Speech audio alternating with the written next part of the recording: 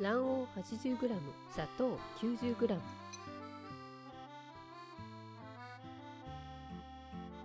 砂糖に卵黄を入れて白っぽくなるまで泡立て器ですり混ぜましょう。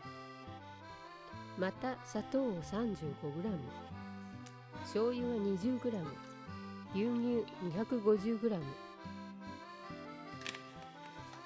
生クリームも同量の 250g。砂糖を鍋に入れて、そこにティースプーン1杯から2杯の水を加えて加熱します。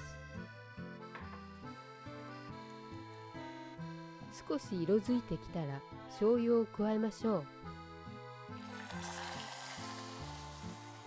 そこに先ほどの牛乳と生クリームを加え、バニラパウダーも少々、カラメルが溶けるまで混ぜながら加熱。溶けたらそれを卵黄と砂糖のボウルに少しずつ加えていきます。それを鍋に移して少し温めます。それを火から下ろして冷ましましょう。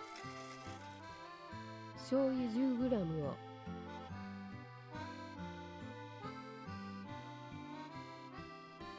完全に冷めたら加えましょう。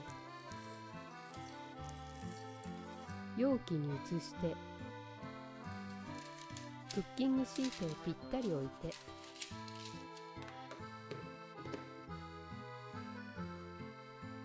冷凍庫で凍らせます。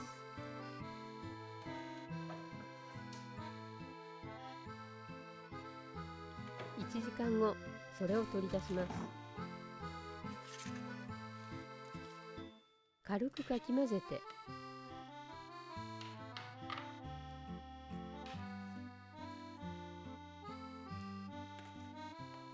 また冷凍庫で1時間冷やします。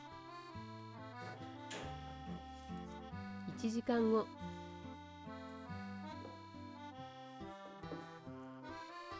ドーム型のシリコンの型に詰めていきます。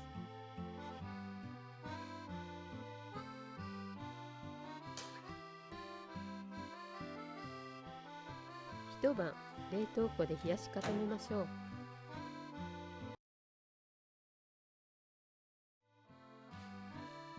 白玉粉 100g、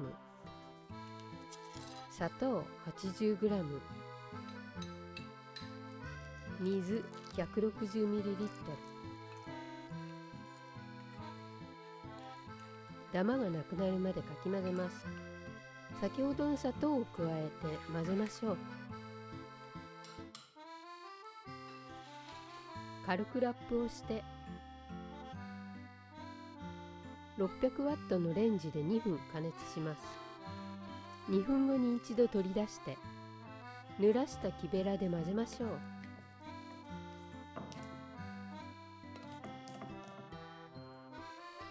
またレンジで1分加熱。コーンスターチか片栗粉をまぶした台の上に取り出します。全体に粉をしっかりまぶして薄く伸ばします。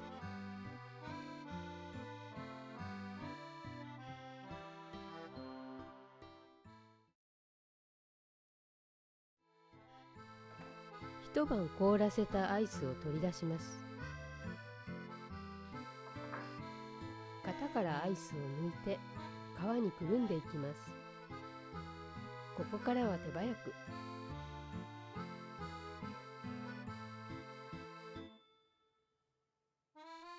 丸めて皮をちぎります。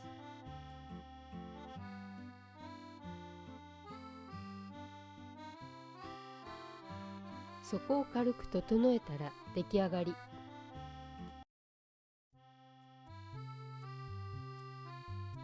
今回合わせる飲み物は煎茶。